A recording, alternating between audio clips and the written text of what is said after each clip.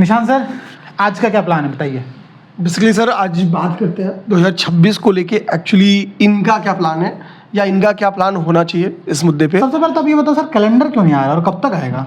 देखिए, जाहिर सी बात है कैलेंडर तैयार करने में कुछ तो दिक्कतें आ रही होंगी, और जो दिक्कतें आ रही है वो एक्चुअली फ्यूचर एग्जाम के प्लान को लेके, क्योंकि बहुत सी परीक्षाएं आयोग की टल गई हैं 2026 में। 25 की परीक्षाओं का मेंस पूरी तरीके से 26 में टल गया है, और अगर इनको चीज़ों को प्लान्ड वे में 26 की परीक्षाओं को 26 में समाप्त करना है तो जाहिर सी बात है ये मैक्सिमम इंटरव्यू को 27 में कन्वर्ट करा सकते हैं। जैसे इस बार का मेंस 25 का 26 आ गया, तो अगर 26 का मेंस 27 चला जाएगा तो फिर हर साल का कैलेंडर बेकार होगा।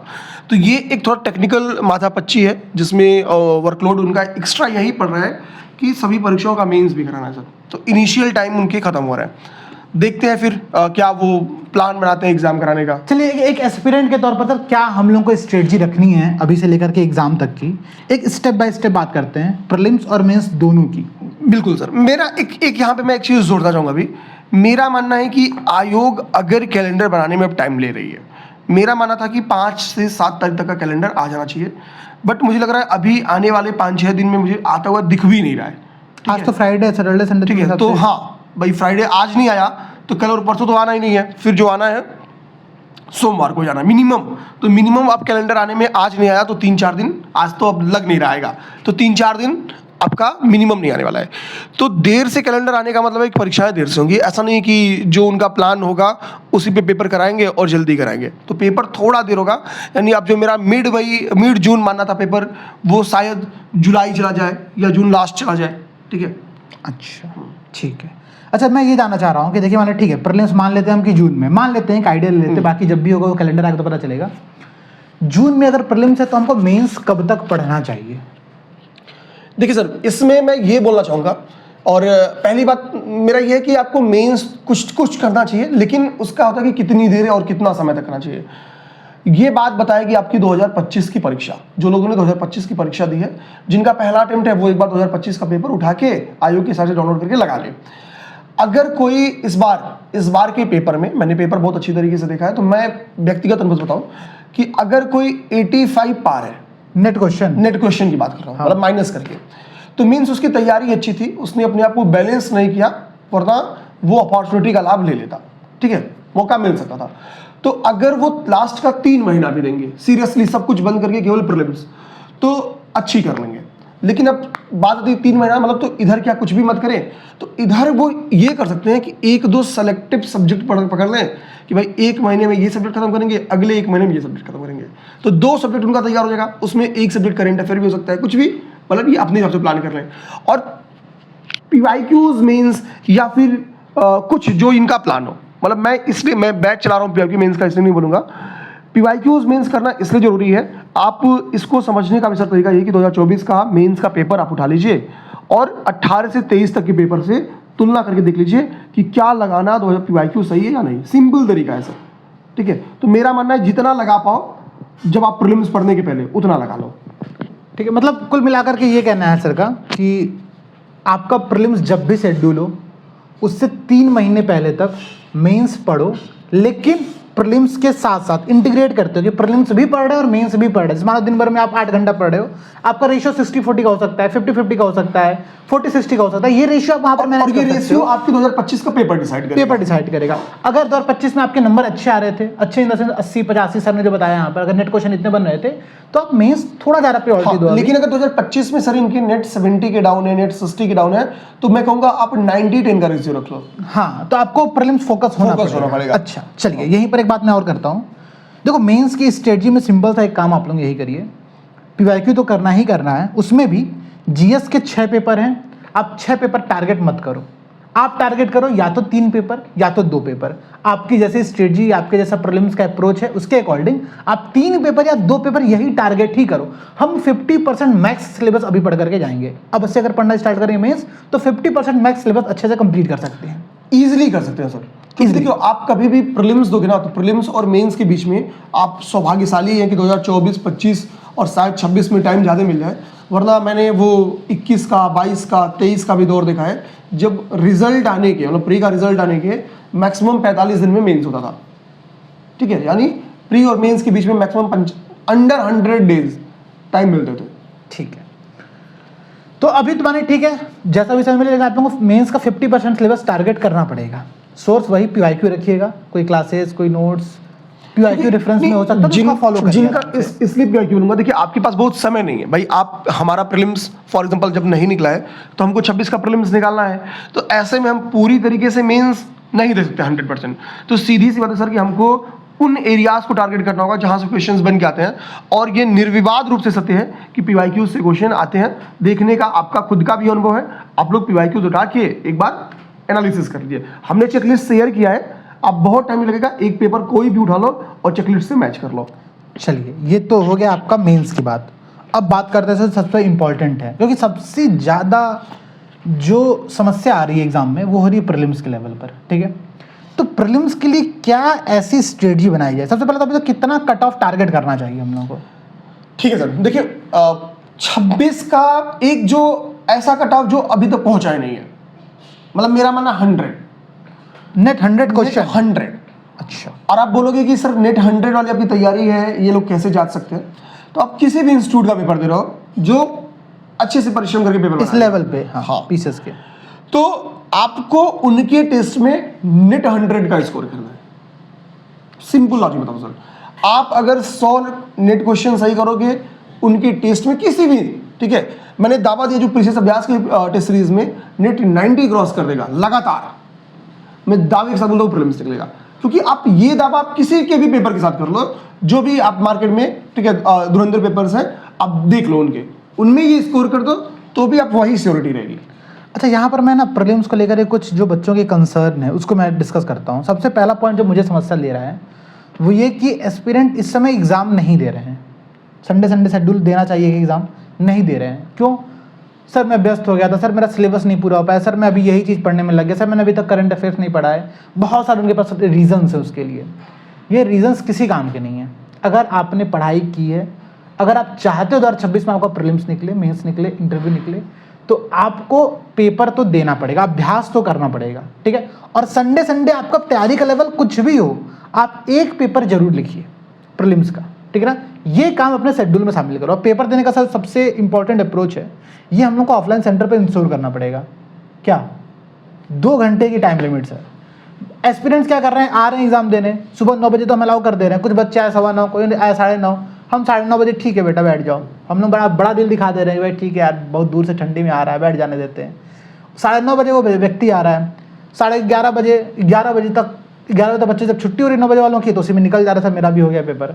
तो ये हम लोग को इंश्योर करना पड़ेगा। अगर आप पेपर दे रहे हो तो आप 2 घंटे का टाइम लिमिट सर एकदम मतलब स्ट्रिक्टली फॉलो करो। अगर घर पर दे रहे हो तो सेल्फ डिसिप्लिन मेंटेन करो, सेंटर पर दे रहे हो तो वहाँ पर जो सेंटर के रूल्स हैं उसको फॉलो करने का आप लोग प्रयास करिए। देखिए हम लोगों ने जैसे फॉर एग्जाम्पल गोरखपुर में हम लोग का ऑफलाइन सेंटर है, तो हम लोग वहाँ की प्रॉब्लम्स बता रहे हैं कि देखिए अब हम कनपट्टी पे बंदूक रख के तो पेपर नहीं दिला सकते, आप इतने छोटे नहीं हो, ठीक है। हाँ, एक सीधी सी बात है। और 150 क्वेश्चन हमको पता जो सीरियसली लगाएगा उसका 2 घंटा उसके लिए मतलब 2 घंटा चाहिए, ज्यादा नहीं लेकिन इतना तो चाहिए। मैं आपको बता रहा हूँ सर, जितने एस्पिरेंट ना अभी 2 घंटा से पहले पेपर दे ले रहे हैं, उनसे मैंने पूछा कितने प्रश्न अटेम्प्ट किया, 100 मैक्सिमम, हाँ मैक्सिमम 100, 110, 115 यहीं तक। और सर मैंने बोला क्या है कि आपको प्रीलिम्स में श्योर होना है कि आपको नेट इतना लाना पड़ेगा जितना आप अटेम्प्ट कर रहे हो। और भाई इतनी एक्यूरेसी तो मतलब जो पेपर बना रहा होगा ना व्यक्ति उसकी भी नहीं होगी।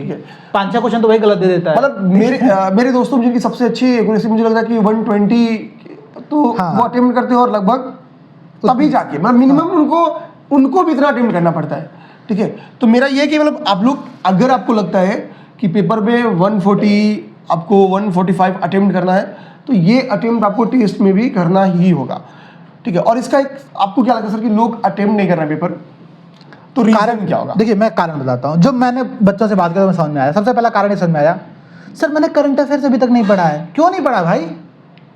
मैं कौन पढ़ेगा? पेपर में हमने मंथ भी अनाउंस किया हुआ है। हाँ एग्जैक्टली, हमने लिखा है कि पेपर नंबर 1 में इस महीने करंट अफेयर्स आएगा, पेपर नंबर 2 में इस महीने का आएगा, इस संडे अगस्त का पेपर करंट अफेयर आएगा। और हमने सोर्स, मैंने तो उस दिन गूगल मीट पे बोल भी दिया था, भाई आप कुछ भी उठा लो, मार्केट में स्पीडी है, स्पीडी में भी ऑनलाइनर लगभग 250 करंट अफेयर। बहुत तेरी मैगजीन है, मैगजीन का तो मैं हाँ मतलब पुरानी मैगजीन्स में आप देखो वन लाइनर फैक्ट देख लो, कुछ तो क्वेश्चंस लगेंगे, चलिए ठीक है। अच्छा मैंने सर करंट अफेयर का 50 क्वेश्चन तो होगा नहीं, पेपर में 20 क्वेश्चन करंट अफेयर, यही ना होगा। और अभी में जो जुलाई अगस्त का करंट अफेयर दे रहे हैं, ये तो ये लोग यूपी पीसीएस पढ़े हैं, पेपर के समय पढ़े हैं। उसमें तो मतलब करंट अफेयर का पहाड़ भी नहीं है।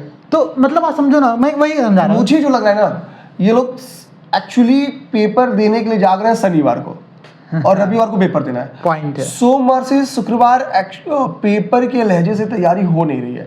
ये तो जब point है। आपके पास चीजें याद ही नहीं रहेंगी ना, तो आप कितना चीजें सोच सोच के पेपर में अटेम्प्ट करेंगे।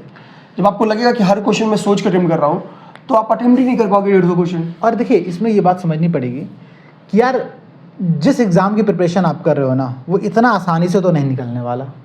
ठीक है, मतलब ये तो सच्चाई है, आप मानो या ना मानो। एग्ज़ाम के बाद परेशान होने से ज़्यादा अच्छा है कि एग्ज़ाम से पहले परेशान हुआ जाए। हम लोग एग्जाम की सर अपनी औकात भी तो है। हाँ भाई, आप जिस पोस्ट के लिए तैयारी करो वो एक बड़ा पोस्ट है, मतलब प्रशासनिक दायित्व आपको मिल रहा है। आपको समझ लीजिए यार, इंडियन सोसाइटी में वो एक सबसे बड़ी पोस्ट सीधी बार सर, सेलेक्ट होने के बाद लोगों को, जो लोगों को लगता है कि हम डिप्टी एसपी या एसडीएम बनेंगे, मैं आप किसी भी डिप्टी एसपी से बात करके देखो, हालत खराब है लोगों की भाई। 10 घंटे 12 घंटे अरे उससे ज़्यादा सर हालत खराब 12 घंटे लोग। अभी हमारे, हम नाम नहीं लेंगे, हमारे एक स्टूडेंट हैं, मित्र भी हैं, उनकी ड्यूटी लगी थी। हम लोग चाह के भी, मतलब हमारी मुलाकात हुई लेकिन नाम मात्र की मुलाकात हुई, मतलब इतना वर्कलोड। ठीक है, और मतलब उसकी कोई सीमा नहीं। और पता क्या सर, कितनी बजे रात तक? 12 बजे रात तक। ठीक है, सुबह से ड्यूटी स्टार्ट हुई 8 बजे 9 बजे महोत्सव से की, और रात की 12 बजे तक ड्यूटी। अब जो आप जिस नौकरी की तलाश कर रहे हो उसमें काम इतना करना है, और उस नौकरी को पाने के लिए तैयारी अगर 2 घंटे 4 घंटे की होगी तो। जैसे मैं जब आईटी की प्रिपरेशन कर रहा था, तो हमारे एक टीचर थे, बहुत अच्छी बात बोलते थे कि देखिए आप हमेशा अपने कंफर्ट जोन में रह रहे हो, और जब तक आप कंफर्ट जोन में रहो, कंफर्ट जोन से मेरा मतलब क्या है, मस्त आराम से उठे 7 बजे 8 बजे 9 बजे, ब्रश किए, चाय पिए, बेड पे आया, चाय पिया गया, नाश्ता किया गया भरपेट, फिर जा रहे हैं आराम से बैग उठा के लाइब्रेरी, वहाँ पर 1 घंटा दोस्तों के साथ बातचीत कर रहे हैं, वहीं पे चाय पीने चले गए, किसी से मिलने चले गए, बहुत इंपॉर्टेंट कॉल आ गया, भाई ज़रूरी है, मिलना भी पड़ता है, उम्र ऐसी है। ठीक है, तो अब इन सब चक्कर में क्या हो रहा है कि हम अपने कंफर्ट जोन में रह रहे हैं। जब तक आप अपने कंफर्ट जोन को त्यागोगे नहीं, तब तक ये क्राइसिस आपके साथ रहेगा। मतलब एक वो है ना, एक अभी सर मैं राहत इंदौरी जी की एक पोयम पढ़ा था, मैंने आपको दिखाया था कि तूफानों से हाथ मिलाओ, सैलाबों पर वार करो, ठीक है, मल्लाहों का चक्कर छोड़ो और तैर के नदियाँ पार करो। आपको खुद एफर्ट करना पड़ेगा भाई, अगर आपको ना ये नदी क्रॉस करनी है तो आपको एफर्ट तो करना पड़ेगा।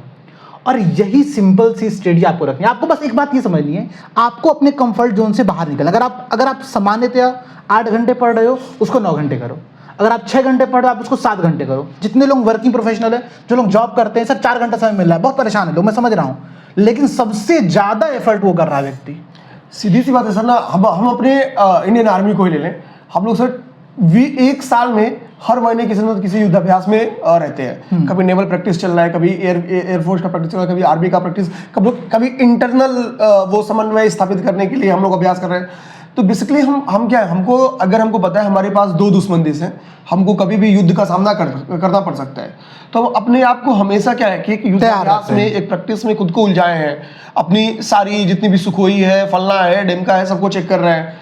तो युद्धाभ्यास तो करना पड़ेगा ना। अगर युद्ध लड़ना है तो सिंपल सी बात है, युद्धाभ्यास करना है। एग्जैक्टली। वरना फिर छोटी मोटी लड़ाई भी, मतलब कल को बांग्लादेश भी आंख दिखा लेगा ठीक से, सीधी बात है, प्रैक्टिस नहीं। सही बात है, सही बात है। फिर कोई भी आंख दिखा लेगा। सर का मतलब वनडे एग्जाम। हाँ ठीक है, तो कुल मिला जुला के सर मेरा भी यही ओपिनियन है कि आपको अपने कंफर्ट जोन से बाहर निकलना पड़ेगा, और वो उसके लिए भाई संघर्ष करना पड़ता है। सुबह 5 बजे दूसरे की सफलता दिखने लगी, सच्चाई है ना कि वास्तव में वो लोग एफर्ट तो, उसके पीछे का एफर्ट किसी को नहीं दिखता है। ठीक है, मैं आपको मतलब जो हम लोग प्रैक्टिकली देख रहे हैं अभी, जैसे फोन पर बात करना थोड़ा सा ज्यादा दूर जाता है एस्पिरेंट से, लेकिन हम लोग ऑफलाइन सेंटर पे जो चीजें देख रहे हैं। मैं अभी हम लोग के एक स्टूडेंट है, उनका फिर हम नाम लेंगे सर।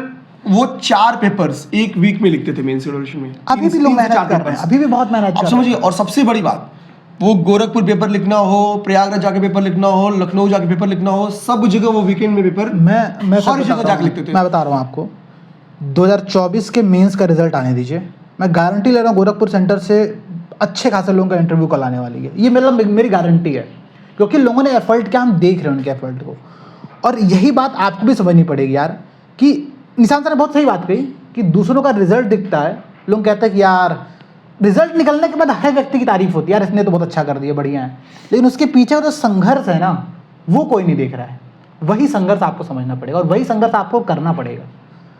सर प्री कितने का निकलना, सीट का 12 गुना। और आप लोग तो लकी हैं भाई, 2021, 22 और 23 का सीट आप मिला लीजिए ना। अच्छा, तीनों की सीटें मिला लेंगे सर तो 24 और 24 की सीट के बराबर नहीं होगी। एग्जीक्यूटिव की बात बोल रहा हूँ, ठीक है, एग्जीक्यूटिव की सीटें आप मिला लो, 24 की 1 साल की सीट के बराबर नहीं है। 24-25 में अपनी अच्छी खासी सीटें पाई, 26 में आप अच्छी खासी सीट पाने वाले हो, तो आपके पास हम लोग कह सकते हैं ना कि 12-12 हज़ार लोग मेंस लिख रहे हैं। वरना अभी 2023 का सब रिजल्ट आया था, 187 सीट एग्जीक्यूटिव की केवल थी, 187 सीट, और 187 सीट पे लोगों ने रिजल्ट की बाजी मारी है। और पहली बार मेंस लिख के, मैं एक नहीं कई नाम है जिनका पहला मेंस 2023 और रिजल्ट ले लिए। वही है, मतलब आप लोग थोड़ा सा संघर्ष करो, आप लोग भी देखो कि भाई आप किस रास्ते पर चलने का प्रयास कर रहे हो। क्योंकि देखिए हमें क्यों पता चला ना, अभी जैसे हमको रिजल्ट बनाना है, तो रिजल्ट हम बनाते हैं तो फिर रिजल्ट तो देखते ही हैं, फिर पता चलता है भाई कि पता चल क्या रहा है, नेट 90 क्रॉस करने वालों की संख्या कितनी है, 2-3। तो आप जब नेट 90 की क्रॉस की संख्या ही 2-3 रहेगी तो हम कितनी एफर्ट कर लेंगे। मैं आपको एक बात और बताता हूँ सर, हमने एक बैच बनाया था, मतलब बनाया था क्या, इंटेंसिव रिवीजन मॉड्यूल, ठीक है, प्रीलिम्स के लिए सबसे शानदार वन स्टॉप सॉल्यूशन बैच ये है। और इसमें हमने एक ग्रुप बनाया है कि डेली क्विजेस का, जहाँ पर हम प्रीवियस ईयर के 30 क्वेश्चन और करंट अफेयर्स के 10 क्वेश्चन शेयर कर रहे हैं आप लोगों के साथ। 40 क्वेश्चन किस फॉर्मेट में बाइलिंगुअल आप लोगों के ग्रुप में शेयर किए जा रहे हैं। ग्रुप में जो लोगों की संख्या वो लगभग 400 है। कितने लोग अटेम्प्ट किए सर? मैंने आपको आज दिखाया है 52 लोग, 52, 56, 55, 60। परसों का टेस्ट, परसों का क्विज 71 लोग, ठीक है। और मैंने ये नहीं कि मैं केवल इनसे शेयर कर रहा हूँ, मैंने ग्रुप पे मैसेज डाला कि भाई आप लोग बैच ज्वाइन किए फिर भी आप लोग क्यों नहीं लगा रहे हो, कब लगाओगे? अब उससे क्या होता है ना कि देखिए हमको भी अपना मनोबल बनाने के लिए क्या करना पड़ता है। मैं देखूंगा कि लोग लगा रहे हैं, लोग बड़ा उत्सुक है, हमारी भी मतलब हमारे लिए भी तो सर मोटिवेशन वही है कि भाई Exactly. वरना हमको क्या करना, मान लो कि कल को मैं कहीं बाहर हूँ तो लगे यार चल आज छुट्टी कर देते हैं। भाई जब 10 ही लोग सर पता चले कि भाई 52 लोग 48 घंटे में दे रहे हैं, 24 घंटे में क्यों दे रहे हैं, तो यानी 12 घंटे 14 घंटे अगर मैं गैप ले लूँ तो 10-12 लोग, 15 लोग, 20 लोग मैक्सिमम क्विज दे रहे होंगे। और ये वो लोग हैं जिन्होंने पैसे पे किए हैं। हाँ, सबसे बड़ी बात है। तो ये क्राइसिस समझिए आप लोग। और देखिए एक और भी कहानी है ना, जैसे लोगों के दिमाग में क्या ना कि हम स्मार्ट वर्क करके रिजल्ट ले सकते हैं, और उस चक्कर में लोगों ने हार्ड वर्क को एकदम छोड़ दिया है। नहीं, स्मार्ट वर्क जरूरी है। देखो स्मार्ट वर्क मैं आपको समझाता हूँ, हार्ड वर्क और स्मार्ट वर्क चीज़ें होती क्या। हार्ड वर्क मतलब आप दिन में 14 घंटा पढ़ रहे हो, एकदम रगड़ दिया आपने, मतलब न्यूज़पेपर उठाया डेली का, एक न्यूज़पेपर में से एक आर्टिकल निकाल करके उसको सर्किल मार रहे हो, भाई इसका एक पॉइंट निकलो कि ये पॉइंट बहुत इंपॉर्टेंट है, ये प्रीलिम्स में पूछ सकता है, ये मेंस से पूछ सकता है। उन्होंने पूरा कलेक्शन किया हर न्यूज़पेपर का, बहुत एफर्ट लगा, एक पेपर में 2 घंटा 3 घंटा समय दिया। स्मार्ट वर्क इसके जगह पर क्या होता है कि भाई निशान सर ही करंट अफेयर से क्लास आई, 1.5 घंटे की क्लास है, बैठ के निपटा देते हैं, हमारा करंट अफेयर तैयार हो जाएगा। मेंस के लिए इनरिचमेंट के बहुत सारे शॉर्ट्स यूट्यूब पर डाले जा रहे हैं पीसीएस अभ्यास के द्वारा, लाओ मैं डेली 2-3 शॉर्ट देख लेता हूँ, मेंस का कंटेंट इनरिच हो जाएगा। स्मार्ट वर्क इसको कहा जाता है।